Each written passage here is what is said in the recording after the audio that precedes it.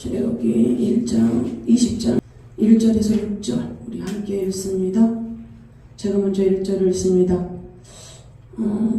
하나님이 이 모든 말씀으로 말씀하여 이르시되 나는 너를 애굽 땅 종되었던 집에서 인도하여 낸 내 하나님 여호와니라. 너는 나 외에는 다른 신들을 내게 두지 말라. 너를 위하여 새긴 우상을 만들지 말고 또 위로 하늘에 있는 것이나 아래로 땅에 있는 것이나 땅 아래 물속에 있는 것은 어떤 형상도 만들지 말며 그것들에게 절하지 말며 그것들을 섬기지 말라. 나 내 하나님 여호와는 질투하는 하나님인즉 나를 미워하는 자의 죄를 갚되 아버지로부터 아들에게로 3, 4대까지 이르게 하거니와 나를 사랑하고 내 계명을 지키는 자에게는 천대까지 은혜를 베푸느니라. 아멘. 예, 오늘은 이제 창세기 이어서 이렇게 하다가요. 이제 우상 숭배에 대해서 좀 이야기를 나누려고 합니다.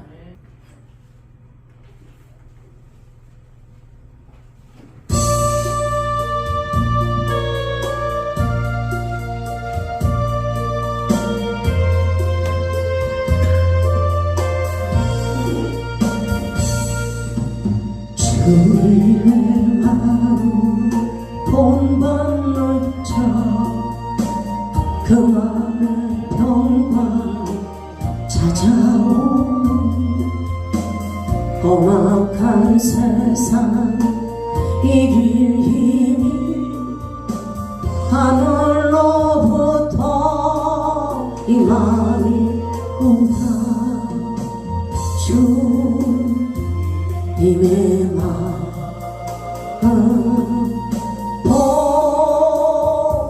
보아사 연속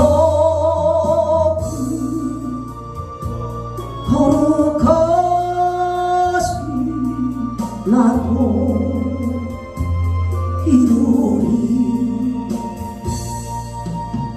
주 모습 내로 안 보이며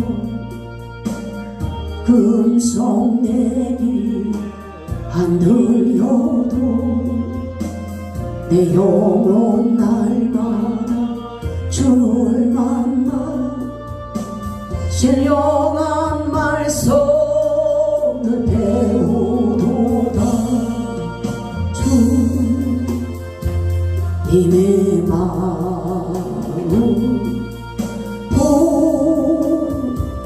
받아서 연속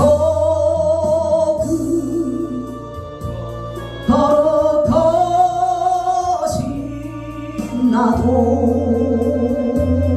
이루리. 가는 길 거칠고 험하여도 내 맘에 불평 없어짐을 십자가 고난을 이겨내신 주님의 마음 본받으리라. 주님의 마음 본받아서 연속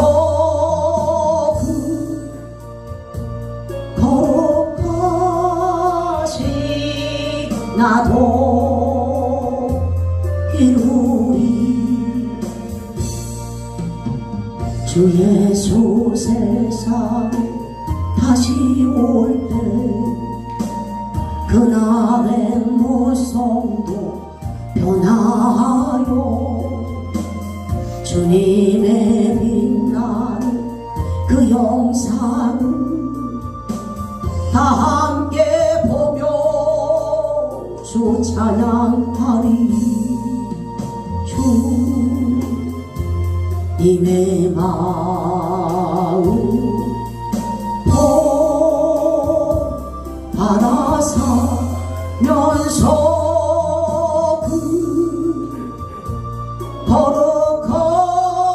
거룩하신 나도 이루리.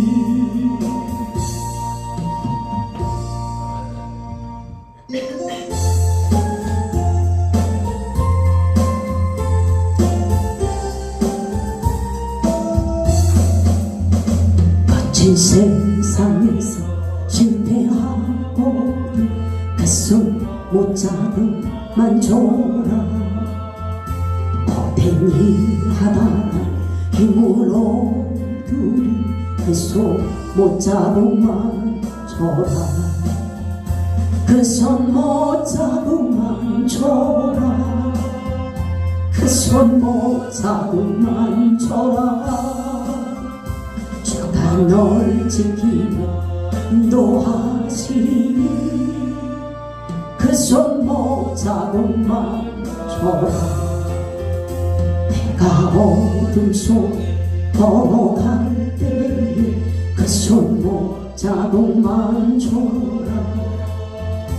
주가 찬평안 내게 주시. 그 손 못 잡은 만져라. 그 손 못 잡은 만져라. 그 손 못 잡은 만져라. 주가 널 지키며 인도하시리. 그 손 못 잡은 만져라. 내가 부활해져 따라가려면 그 손 못 잡은 만져라. 내가 주 안에서 길이 살리라. 그 손 못 잡은 만져라. 그 손 못 잡은 만져라. 그 손 못 잡은 만져라. 주가 널 지키며 인도하시리. 그 손 못 잡은 만져라. 너의 죄악의 짐 무거울 때에 그 손 못 잡은 만져라.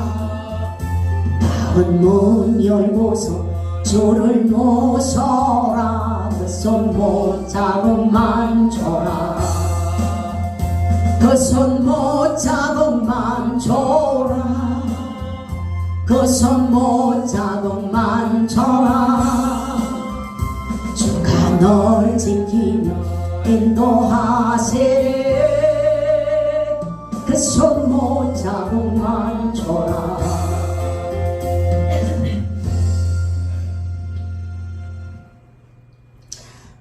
하나님께서는요, 우상 숭배하는 자에게 벌을 내리시겠다고 말씀하십니다. 사람이 자기가 어떤 죄를 졌을 때는 그 사람 당사자가 하나님 앞에 징계를 받고 그 하나님 앞에 어떠한 진노를 받게 되지요. 그 죄를 범했을 때 이게 후손들까지 내려가지가 않아요. 근데 3, 4대까지 저주가 간다라고 얘기하신 거는 우상 숭배예요.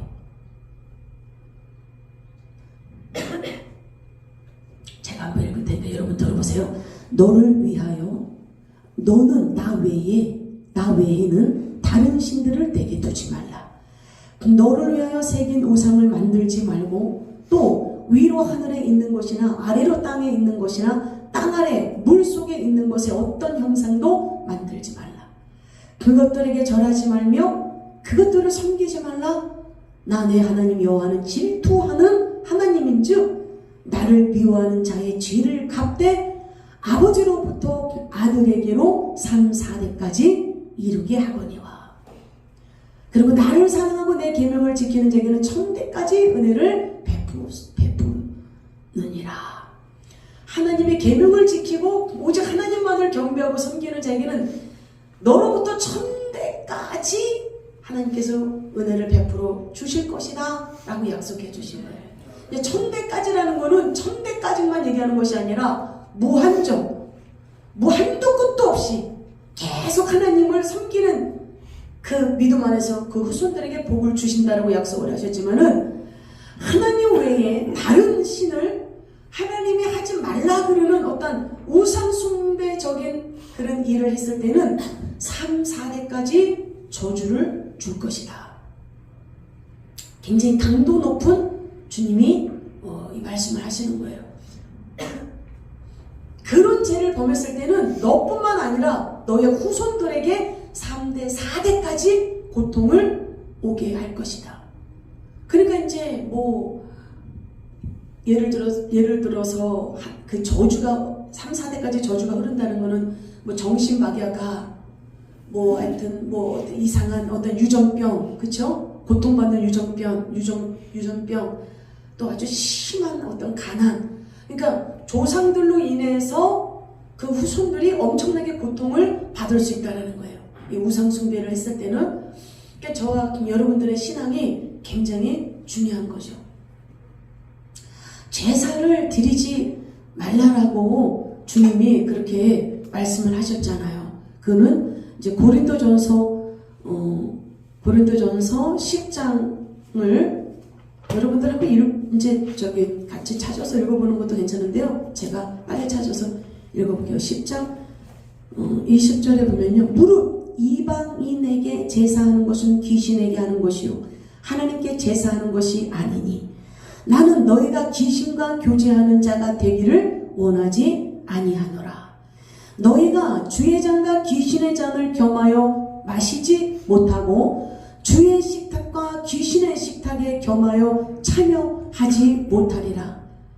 그러면 우리가 주를 노여워하시겠느냐? 우리가 주보다 강한 자냐? 우리가 주님보다 강한 자면 뭐 제사 음식 먹고 뭐 이래도 우상숭배를 해도 상관이 없어요. 우리가 주님보다 강한 자면 우리 주님보다 피조물이잖아요. 하나님이 한 번만 어흥 하셔도 이 지구가 흔들거리고 땅이 갈라지는데 우리 주님 앞에 복종하며 살아가야 되는 피조물입니다. 이 제사 제도는요, 우리 이 한국에 500년 정도밖에 안 됐어요. 500년 그 전에는요, 아예 제사를 드리지 않았어요. 우리나라 임금이 중국에 가서 그 중국의 문화를 받아들이는 거예요. 받아들여 왔어요. 중국에서 그 제사 지내는 그 문화를 우리나라 임금이 받아들여 와가지고 그 제사의 풍습이 원래 왕들만 드렸어요. 왕들만 제사를 했어요. 그러다가 그것이 어떤 권력을 많이 진 사람 있잖아요. 그 품종이 높은 뭐 위정, 자의정, 뭐 하여튼 품종이 높은 이런 사람들이 이제 뒤이어서 자기네들이 제사를 드리기 시작했어요. 맨 처음에 왕들만 드렸단 말이에요. 그러다가 그 밑에 이제 품종이 높은 그런 고위층들이 드리기 시작하다가 그 다음에 아니 우리라고 못 드려? 우리도 드려야지. 그러면서 그 다음에 이제 양반들이 드리기 시작했어요. 그 다음에 돈을 많은데 양반이 아닌 사람들 있잖아요. 상놈인데 어떻게 돈을 엄청 많이 버는 거야. 그래가지고 근데 양반인데 굉장히 가난한 사람이죠. 떼거리가 없어서 막 굶어 죽어가고. 그러면 그때는 이렇게 이런 족보를 팔았어요. 그러면 상놈이 돈을 많이 벌어서 이 족보를 사가지고 그러면 이제 그 양반은 뭐 상민이 되는 거죠. 상민. 천민은 아니지만 상민이 되는 거죠. 양인 이 정도 수준이 되는 거고, 이 상놈은 이 돈을 많이 들여서 이 족보를 사가지고 자기가 이제 원래부터 어떤 잘 나가는 그런 양반인 척 하려면은 상다리가 부러지게 제사를 드려야 한 거예요. 왜? 자기의 과실을 나타내기 위해서. 그러면 상다리가 부러지게 이 돈이 많으니까 상을 치르고 이렇게 제사장을 치르고 하는 거예요. 그러면서 자기 권력을 이 제사상은요, 자기의 어떤 고인을 추모하고자 하는 의도가 아니라 자기 권력을 나타내는 용도로 사용이 돼서 온 거예요. 우리나라에. 그러다가 이게 계속 퍼지는 거예요. 이 제사가 퍼지니까 상민들도 그러다가 이제 이제 천민 이런 제도가 없어지고 나니까 모든 사람이 이제 보편화된 거예요. 이거 문화예요, 문화. 원래 없었던 거예요. 원래 제사는 사람들이 죽었을 때 지내지 않고 이 하늘에 막 하늘을 향해서 제사 지내는 거 있잖아요. 막 나라의 어떤 운세 이런 거로다가 토속 신앙이 번지면서 이런 걸로 드렸지 사람에게 드리지 않았는데 임금이 중국의 문화를 가지고 오면서 이제 이렇게 퍼지기 시작한 거예요. 근데 하나님은 되게 더럽다고 얘기하시는 거예요. 너희가 귀신의 잔과 하나님의 잔을 겸하여 할 수 없다. 그러면서 자 로마서 제가 읽어볼게요. 여러분들 그냥 들으세요.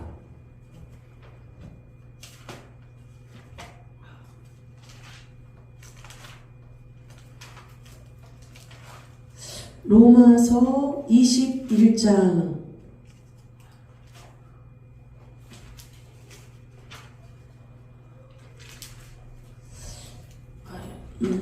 아니 로마서 1장 22절에서 23절 보겠습니다.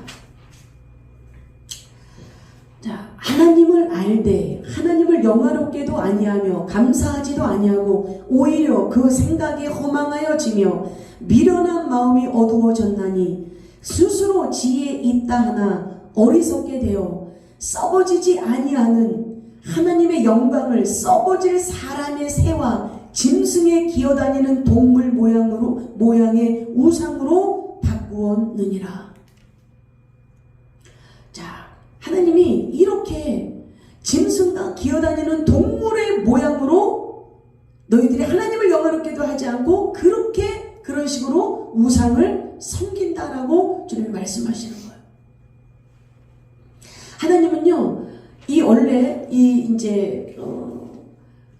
우리 이 기독교가 들어온 게 1800년도 말부터 1800년도 우리 기독교가 들어온 게 1800년도 말부터 900년도 초에 이제 우리 기독교가 들어왔습니다.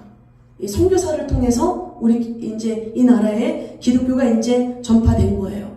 근데 이때는 이 민족적으로 우리 사회적으로 굉장히 어떠한 고난의 시기였습니다. 굉장히 어떤 먹는 걸로 인해서 막 보릿고개라든지 그리고 사회적으로도 굉장히 매우 불안했던 시기였고 이때는 토속적인 샤머니즘 신앙이 굉장히 퍼져 있었던 아주 무속 그런 토속적인 이런 신앙이 번져 있었을 때예요. 우리나라에 이 기독교가 들어왔을 때가.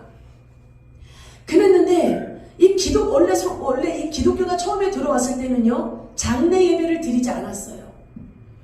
뭐 발인 예배, 입간 예배, 하간 예배, 위로 예배 이런 걸 드리지 않았단 말이에요. 왜? 선교사들이 이런 거는 절대로 드리지 말라, 하지 말라 그랬어요. 왜? 이때 그 당시에는 벌써 이 우리나라에 이렇게 사람이 죽으면 막 장례를 치르고 막 이런 식으로 했잖아요.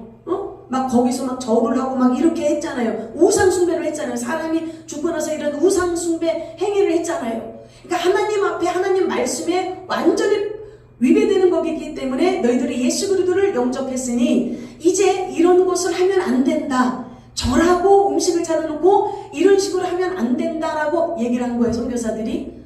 자, 근데 그래서 장례 예배 같은 게 없었어요. 절하고 이런 게 전혀 기독교가 들어오고 나서 하지 않았어요.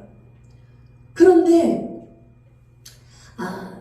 어떤 이유로다가 이 장례 예배가 이제 시작하게 된 최초의 이유가 뭐냐면 처음에 기독교가 들어왔을 땐 전혀 그런 예배가 없었고 선교사들이 하지 못하게 해서 안 했단 말이에요. 그런데 감리교회에 다녔던 1934년도에 이때 이제 이 무용이라는 이 사람이 정삼품 되는 벼슬을 가지고 있는 사람이었습니다. 정삼품 정도 벼슬을 가지고 있는 이 무용이라는 사람이 예수님을 영접해서 신앙생활을 하고 있는데 자기 어머니의 기일이 다가오는 거예요. 근데 1934년도니까 얼마나 제사가 많이 풍속이 되었어요. 근데 자기 집안 사람들에게 핍박받을 거 생각하니까 안 지난 거야. 기독교는 제사를 안 지내잖아요. 이러니까 와서 그 사람들이 막 행패 부릴 거 생각하니까 정신이 안전한 거야. 핍박받을 거 생각하니까. 그러니까 이 사람이 고안해낸 게 뭐냐면은 추도 예배를 고안해낸 거예요. 그러니까 둔갑을 시킨 거예요. 둔갑을 시켜가지고 이 제사를 둔갑을 시켜가지고 이 추도 예배라고 하면서 그러니까 이제 핍박을 안 받은 거예요. 니네 그러면 너네는 그런 식으로 하구나. 그랬는데 이게 성경에 위법이 되는 거잖아요. 왜냐하면 예배는 죽은 사람에게 드리는 게 아니에요. 예배는 오직 하나님만 받으시는 것입니다. 만왕의 왕이시고 만주의 주가 되시는 하나님만 받으시는 게 예배예요. 사람에게 드리는 게 아니야. 그런데 기일을 생각하고 예배를 죽은 자기 엄마나 자기 아버지나 자기 할아버지나 놓고 예배를 드리는 거예요. 그러니까 이게 우상 숭배가 되는 것입니다. 그래가지고 이 사람이 최초에 이걸 시작했는데 이걸 갖다가 시작하고 나서 이제 감리교에서 이제 나중에는 이제 감리교에서 이것을 받아들여요. 추모 예배를. 감리교단에서 맨 처음에 감리교단에서 받아들이고 이제 급기야는 1970년도 지금 한 50년 됐죠. 장로교까지 이제 이런 추도 예배를 받아들입니다. 이러는 걸 하지 않았단 말이에요. 그러면서 아예 보편적으로 여기 써 있어요. 이런 책자까지 나왔어요. 기일에 예배를 드리라고 이런 우상짓거리 하는 짓이 발생이 되는 거예요. 시간이 지나면서 보니까 편하거든. 사람들한테 핍박 안 받아도 되고 이러니까 그런 짓을 하기 시작한 거예요. 그래서 장로교단에서도 1970년 말쯤에 이것을 받아들여서 하게 되고 이제 나머지 교단들도 이제 슬금슬금 이걸 받아들이더니 이제 나중에는 장례 예배까지 드리기 시작하는 거예요. 이제 장례식장에까지 가서 예배를 드리기 시작하는 거예요. 자, 유다서에 제가 한번 읽어볼게요. 이게 장례 예배가 얼마나 이게 기겁할 일이냐면 이거는 진짜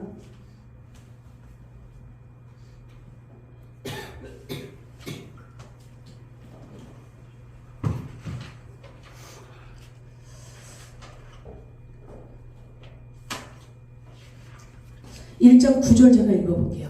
천사장 미가엘이 모세의 시체에 관하여 마귀와 다투어 변론할 때에 감히 비방하는 판결을 내리지 못하고 다만 말하되 주께서 너를 꾸짖으시기를 원하노라 하셨거늘. 모세가 죽고 나서요. 모세는 선지자였잖아요. 이스라엘 백성들을 출애굽시킨 선지자. 이러니까 모세가 죽고 나면 반드시 이스라엘 백성들이 모세를 우상 숭배할 것을 하나님이 염두에 둬가지고 천사를 시켜서 이 모세의 시체를 감춰버렸습니다. 그러니까 이 마귀가 이 유다서 1장 9절에 보면은요, 이렇게 천사하고 마귀가 다투는 장면이 나와요.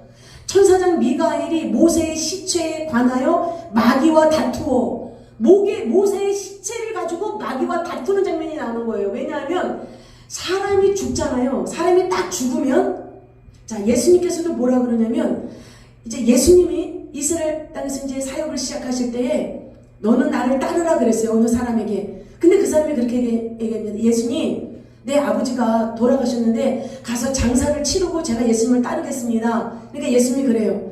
죽은 자는 죽은 자로 하게 하고 너는 나를 따르라.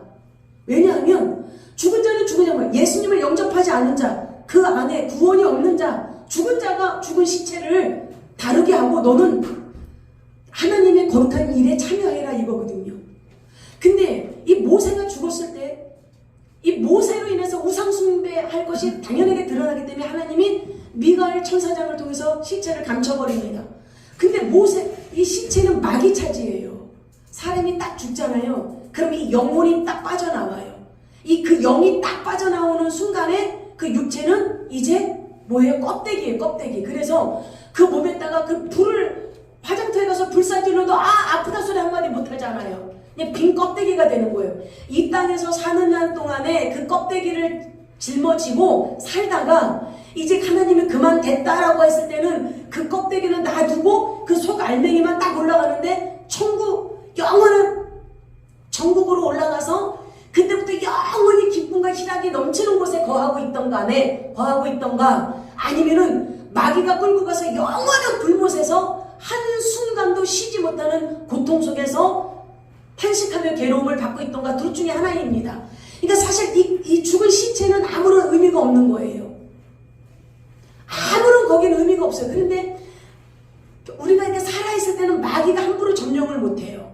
그 사람이 죄를 범했거나 어떤 마귀가 좋아하는 행동을 했거나 우상숭배를 했거나 그럴 때 마귀가 들어가거든요. 마귀가 들어갈 수 있는 통로가 열어져서 마귀가 들어가는데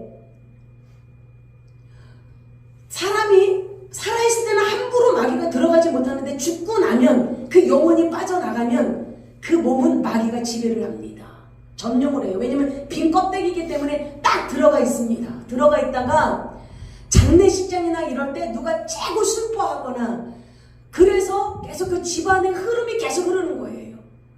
자살하는 집안은 계속 자살로 죽습니다. 그리고 어떤 병마로 고통받는 집안은 계속 그 집안이 병마로 누적이 돼요. 왜냐면 그 귀신이 딱 들어가고 있다가 자기한테 절할 때 자기를 어떤 숭배할 때 그 귀신이 그 속에 딱 들어가고 있다가 자기한테 절하거나 숭배할 때 그냥 들어가 버리는 거예요. 그래서 하나님은 이스라엘 백성들이 모세를 숭배해서 죽은 그 시체 껍데기에게 숭배해서 이스라엘 백성들이 죽임을 당하고 망할까봐 하나님이 그 시체를 아예 감춰버렸어요. 근데 뭐예요? 이 마귀가 유다서 지금 1장 9절에 보면 너 그 시체 내놔라 이거예요.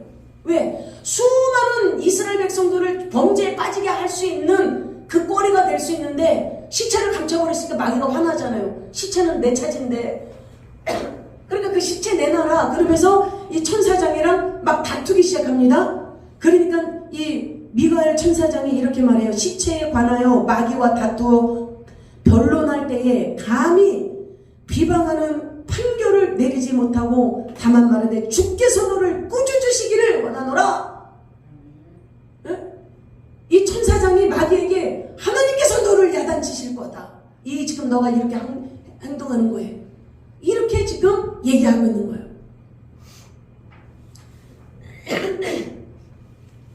그래서 원래는 장례 예배를 드리지 않았습니다. 왜냐하면 이 선교사들도 절대 그런 짓을 하지 말라고 그랬어요. 미신적인 행동을 하지 말라고 그랬어요. 출애굽기 한번 봅시다. 출애굽기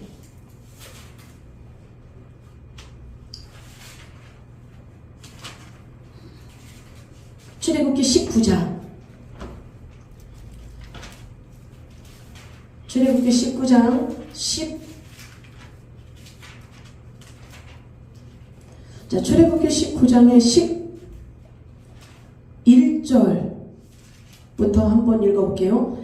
준비하게 하여 셋째 날을 기다리게 하라. 이는 셋째 날에 나 여호와가 온 백성의 목전에서 시내산에 강림할 것이니 너는 백성을 위하여 주의 경계를 정하고 이르기를 너희는 산과 산에 오르거나 그 경계를 침범하지 말지니 산을 침범하는 자는 반드시 죽임을 당할 것이라.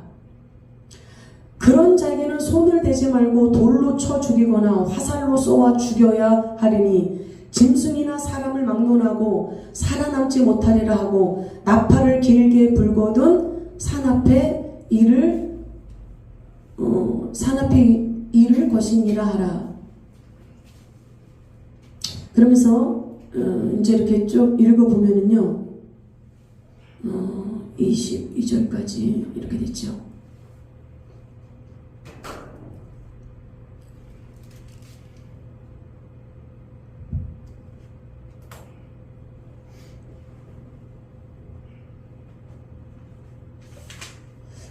진짜 민수기인데 내가 지금 왜 발이 다르냐.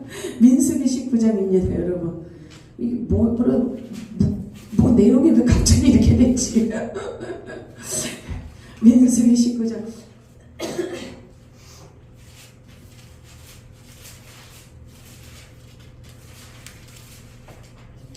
민수기 19장 11절에서 사람의 시체를 만진 자는 이래 동안 부정하리니 그는 셋째 날과 일곱째 날에 잿물로 자신을 정결하게 할 것이라. 그리하면 정하려니와 셋째 날과 일곱째 날에 자신을 정결하게 아니하면 그냥 부정하니 누구든지 죽은 사람의 시체를 만지고 자신을 정결하게 하지 아니하는 자는 여호와의 성막을 더럽힘이라. 그가 이스라엘에서 끊어질 것은 정결하게 하는 물을 그에게 뿌리지 아니하므로 깨끗하게 되지 못하고 그 부정함이 그대로 있음이니라. 장막에서 사람이 죽을 때의 법은 이러하니 누구든지 그 장막에 들어가는 자와 그 장막에 있는 자가 이래 동안 부정할 것이며 뚜껑을 열어놓고 덮지 아니한 그릇은 모두 부정하니라. 누구든지 들에서 칼에 죽은 자나 시체나 사람의 뼈나 무덤을 만졌으면 이래 동안 부정하리니 그 부정한 자를 위하여 죄를 깨끗하게 하려고 불사른 재를 가져다가 흐르는 물과 함께 그릇에 담고 정결한 자가 우슬초를 가져다가 그 물을 찍어 장막과 그 모든 기구와 거기 있는 사람들에게 뿌리고 또 뼈나 죽임을 당한 자나 시체나 무덤을 만진 자에게 뿌리되 그 정결한 자가 셋째 날과 일곱째 날에 그 부정한 자에게 뿌려서 일곱째 날에 그를 정결하게 할 것이며 그는 자기 옷을 빨고 물로 몸을 씻을 것이라. 저녁이면 정결하리라. 사람이 부정하고도 자신을 정결하게 하지 아니하면 여호와의 성소를 더럽힘이니 그러므로 회중 가운데서 끊어질 것이니라. 그는 정결하게 하는 물로 뿌림을 받지 아니하였은즉 부정하니라.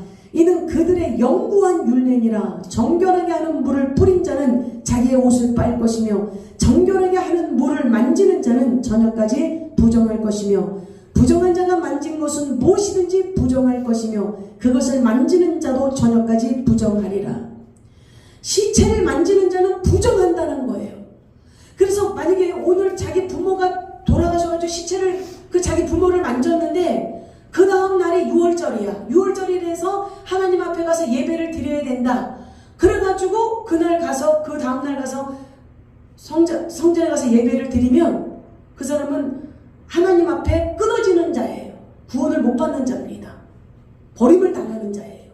무서운 거예요. 하나님은 시체를 더럽게 보십니다. 왜냐하면 딱 죽고 난 이후에 그 시체는 마귀가 점령을 하기 때문에 하나님하고 하늘에 상관이 없어요.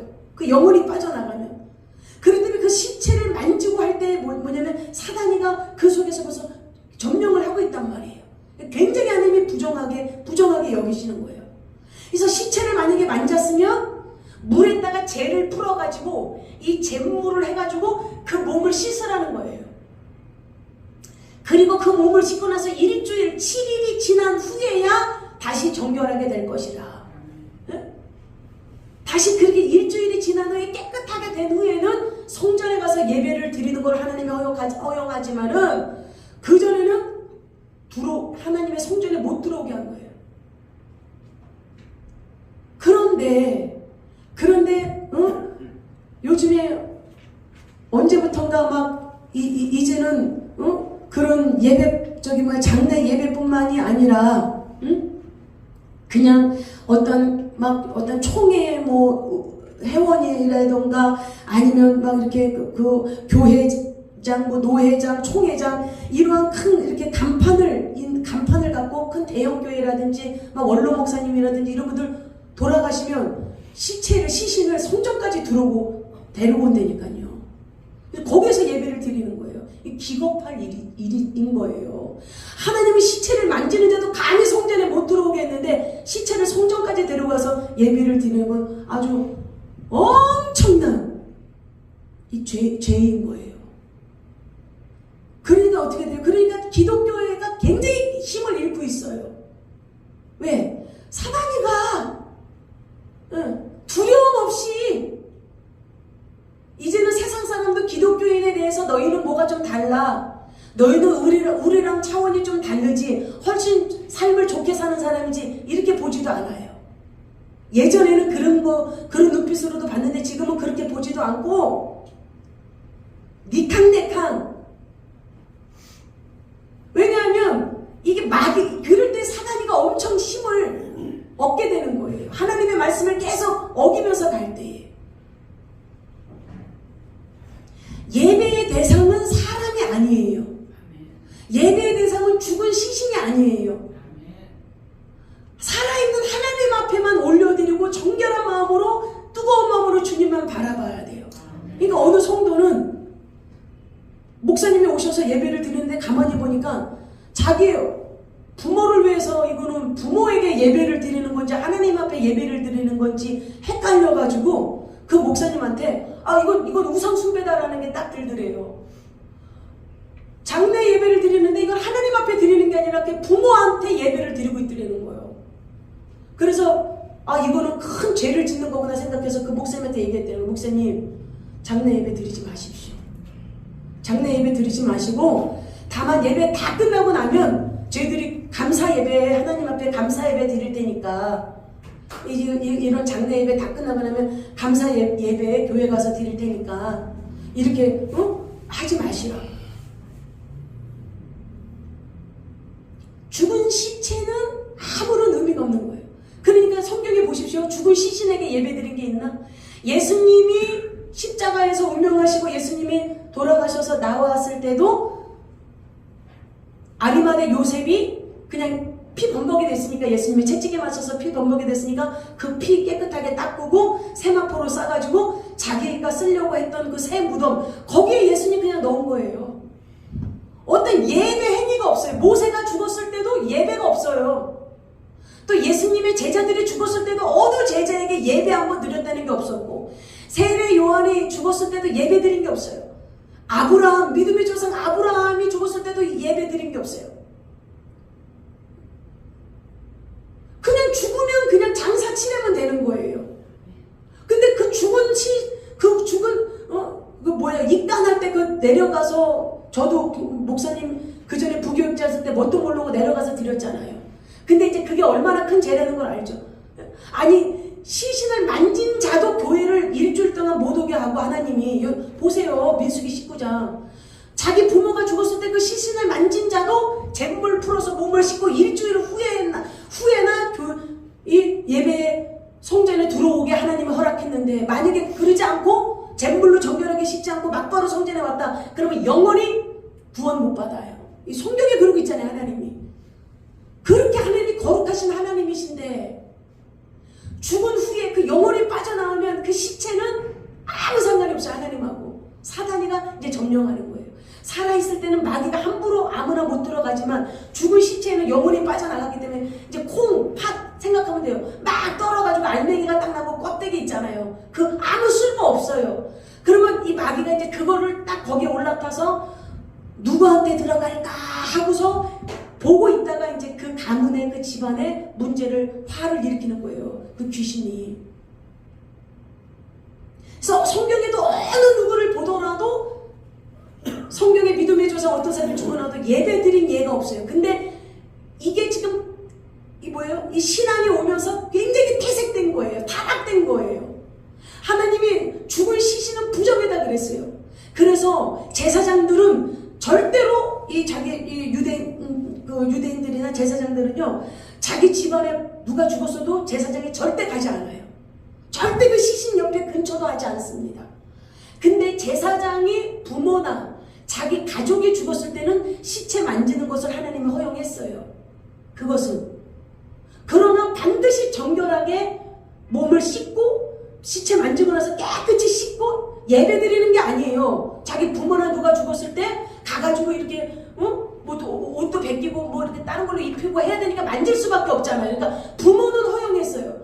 그러나 제사장이라도 그 백성들의 죽었을 때는 절대 참여하지 않게 했고요. 그러나 대제사장은 자기 부모가 죽던 자기 가족 어떤 누가 죽어도 시체를 못 만지게 했습니다. 근접 가까이 가지 못하게 했습니다.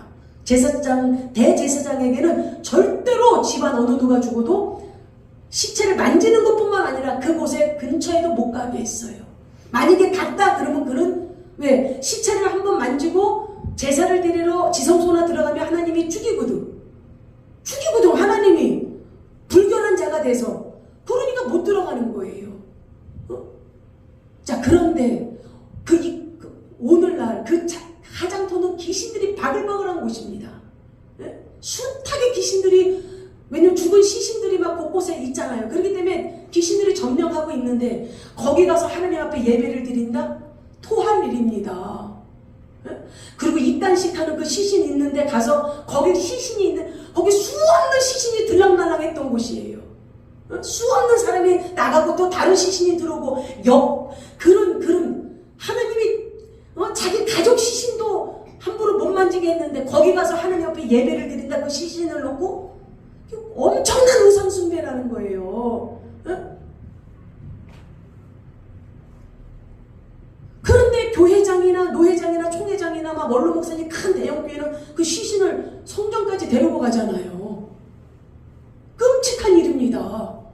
그러니까 사단이가 막 역사해가지고 큰 교회도 막 비리에 막 잡혀서 재판에 일어나고 일반 방송에도 막 떠들썩하게 나서 세상 사람들한테 수치가 일어나는 일들이 자꾸 발생되는 거예요. 마귀가 하나님의 법을 어기고 교회에서 자꾸 세상 사람들이 쫓아가는 짓거리를 하니까 사단이가 계속 침범할 수 있는 거리를 만드는 제공이 되는 거예요.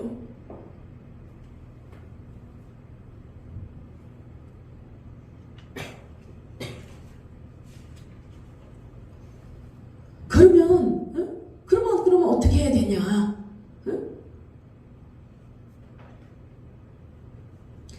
자, 요한계시록, 그러면 그렇게 자꾸 했을 때 요한계시록 제가 한 절만 더 읽고 제가 이제 대안을 이야기해 드릴게요.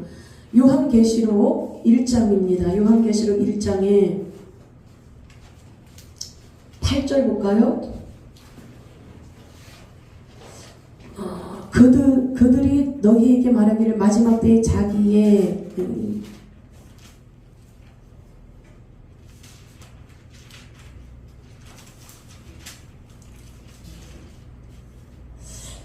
주 하나님이 이르시되 나는 알파와 오메가라, 이제도 있고 전에도 있었고 장차 올 자요 전능한 자라 하시니라. 아멘. 하나님께서는 이제도 있고 전에도 있었고, 하나님께서는 온전히, 하나님께서는 끝이요 처음이요 모든 것이 하나님 뜻 안에 있는 것입니다. 하나님, 또 이 요한계시록 보면은요, 거기에 이세벨이라는 여자가 나와요. 예? 이 이세벨이라는 여자가요, 예? 이제 이때에는 이제 어떤 상황이었냐면은 예수 믿는 사람들이 엄청 많이 핍박을 받고 있었어요. 그래가지고 장사하는 사람들이 함부로 장사도 못하게 했어요. 그래서 어떤 자들만 장사를 했냐면 그 황제에게 절을 하는 사람들만 장사할 수 있는 티켓을 줬어요. 우리 장사를 해서 먹고 살아야 하는데 황제에게 절을 하지 않으면 이런 티켓을 안 주니까 어떡합니까? 어떻게 해야 됩니까? 라고 성도들이 그렇게 물어봤을 때 그 이세벨이라는 그 여자가 뭐라고 얘기를 하냐면 이렇게 얘기를 해요. 상관없어요. 우리는 예수 믿는 사람들이기 때문에, 지금 요한계시록에 여러분 가서 한번 읽어보세요. 있을 거예요. 그 여자가 이렇게 얘기해요. 상관없어요. 우리는 예수님 믿는 사람들이기 때문에 예수님이 사랑으로 다 용서해 주셔요. 그렇기 때문에 그냥 가서 황제에게 절을 해도 상관이 없다라고 그 이세벨 그 여자가 그렇게 얘기를 해요. 그래가지고 많은 사람들이 거기 가서 황제에게 절을 하고 그 제사 음식을 먹고 이런 상황이 벌어지거든요. 지금 몇 절을 지금 내가 기록을 안 해놔가지고 요한계시록 한번 읽어보세요. 그랬을 때 하나님이 뭐라 그러냐면 그 이세벨 여자에게 너는 회개할 기회를 줬지만 너는 회개하지 아니하였기 때문에 너를 침상에 던질 것이다. 침상에 던진다라고 하나님이 말씀하신 것이 잠 풀풀 잘 거다 하는 것이 아니라 너는 중한 병으로 일어나지 못할 것이다. 회복되지 못할 것이다. 그 병으로 죽게 될 것이다. 그리고 그 여자와 함께 동조해서 함께 그 일에 참여한 자들도 반드시 회개해야 되는 거예요. 우상숭배했을 때는 회개하지 않고 계속 그대로 있다가 큰 환난으로 하나님이 임할 것이다. 우상숭배를 했을 때는요, 나라가 크게 우상숭배를 범죄했을 때는요, 기근이 옵니다. 그리고 전쟁이 옵니다. 엄청난 나라에 큰 파국이 벌어지는 거예요. 휘청휘청 할 정도로. 개인이 우상숭배를 했을 때는 그 개인 집안에 큰 환난이 들어닥칩니다. 하나님이 벌을 내리는 거예요. 우상숭배하는 걸 하나님이 가만두지 않아요. 3, 4대까지 저주가 임한다 그랬어요. 그래도 하나님의 사랑으로 4대에서 그 저주가 끝이는 것입니다.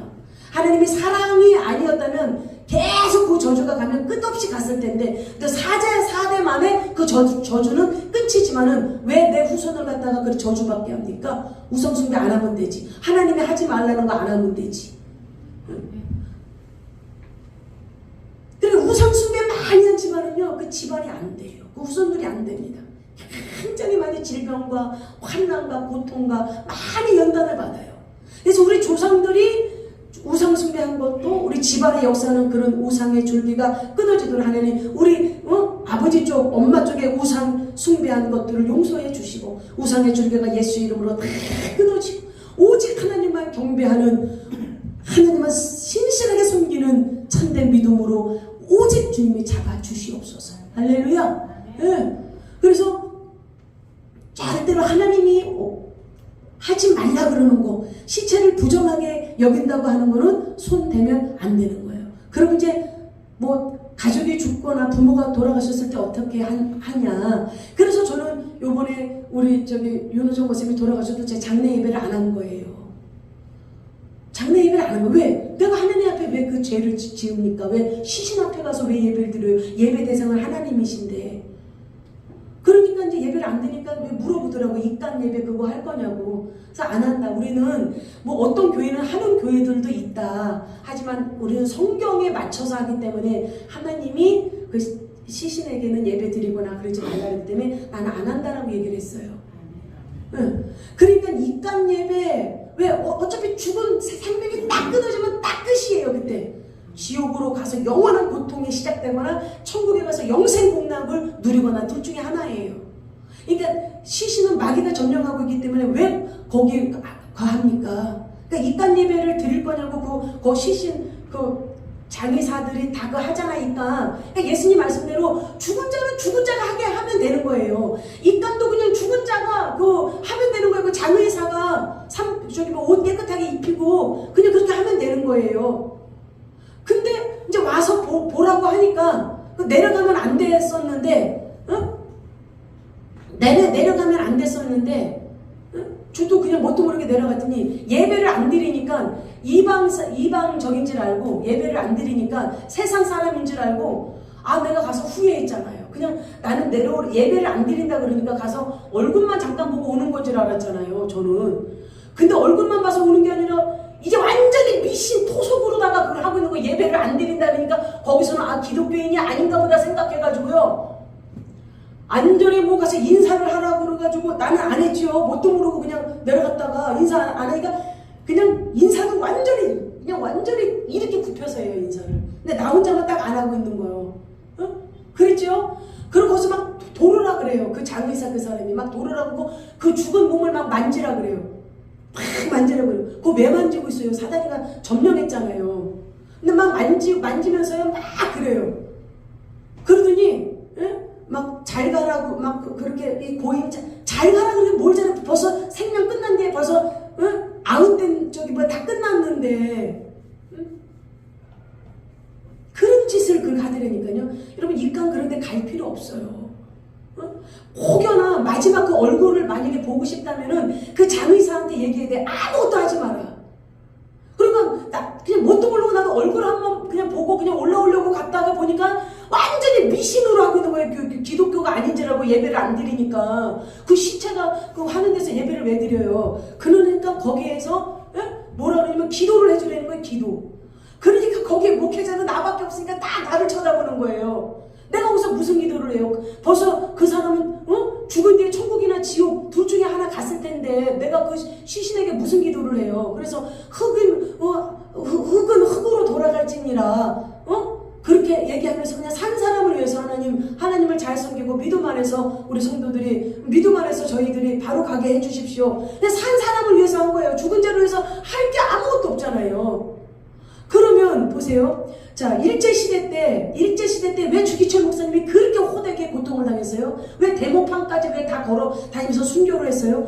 천황 그 위패에게 저랑 고개만 까딱 한번 하라 그랬어요. 오죽하면 그 형무소에 있는 그 일본 순사가 주기철 목사님에게 천황패가 저쪽에 있으니까 이 고개 한 번만 그 천황 그 사진 그 위패에게 한 번만 이 고개만 한 번만 까딱 해도 너를 내보내주겠다 그랬어요. 그런데도 그걸 안 해가지고 순교하셨잖아요. 대모판 다 걷고 다니는 일을 했잖아요. 근데 수많은 목사님이 천황 앞에서 절했어요. 죽인다고 하니까. 그리고 모든 교회에게 다 천황에게 절해라. 이걸 절하지 않는 자는 교단에서 빼버릴 거다. 이렇게까지 얘기했어요. 그래서 오히려 천황에게 절을 안 한 사람은 사이비 이단처럼 아주 나쁜 사람이 돼버리는 형국이 된 거예요. 그러면 지금 죽어서 장례 치를 때 그 사진 갖다 놓고 막 국화꽃 갖다 놓잖아요. 그 국화꽃이 이유가 뭐냐면 그 일본 그 천황 그걸 상징하는 거예요. 그 국화꽃이 그것도 다 일본에서 전이돼서 가지고 온 거예요. 국화꽃 그거 해놓은 것도. 그럼 그 사진에게 그 영종 그 사진에게 가면 다 고개 숙이잖아요. 그거나 천황에게 고개 숙이는 거나 무슨 상관이에요? 김일성 동상 앞에 가서 고개 숙이는 거나 똑같은 거예요. 그거 하면 안 되는 거예요.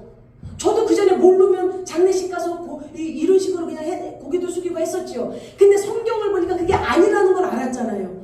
그래서 저희 이모 거기선 제가 고개 안 숙였어요. 안 숙였어요. 국화꽃도 놓지 않았어요. 왜? 사단이는 그거 경배를 받는 거예요. 그 사진 뒤에서 자기가 딱 그 사진 뒤에서 도사리고 있으면서 인사하는 경배를 받고 꼭 국화꽃 놔주고 향불 놔주고 하는 거 그 경배를 다 받는 거예요. 그러면서 그 힘을 얻는 거예요. 그런 짓을 왜 하냐고요. 그런 짓을. 그러니까 우리 기독교 이제 말씀대로 가야 돼요. 딱 돌아가시면 장의사한테 다 맡기는 거예요. 그리고 고인의 뜻을 따라서 헌화, 이 꽃 있잖아요. 꽃 막 헌화 엄청 많이 들어오잖아요. 그런 거 하면 안 돼요. 죽은 자에게는 그 어떠한 그런 행위를 해서도 안 되고 우상 숭배에 들어가는 거예요. 그러니까 어떻게 하냐면 헌화, 영종, 고인의 뜻을 따라 헌화나 영종 앞에서 기도 예배 드리지 않습니다. 이렇게 딱 그 글을 써가지고 붙여놔야 돼요. 고인의 뜻을 따라 헌화나 영종 앞에서 기도나 예배 드리지 않습니다. 유가족을 위해서 위로해 주시고 기도만 해주세요. 딱 써가지고 고인의 뜻을 따라 우리는 영종 앞에서 예배 드리고 기도하는 것을 기도하지 않습니다. 그냥 유가족을 위로해 주시고 그들을 위해서 기도해 주세요. 이렇게만 써놓는 거예요. 그래서 조문하고 이제 있을 거잖아요. 그 사람들. 그러면 이제 위로해주고 이렇게 악수하고 서로 이렇게 위로해주고 다독거려주고 기도해주고 이러면 되는 거예요. 그 앞에는 아무것도 해놓지 말라고. 왜? 사단이가 점령하니까 하지 말라는 거예요.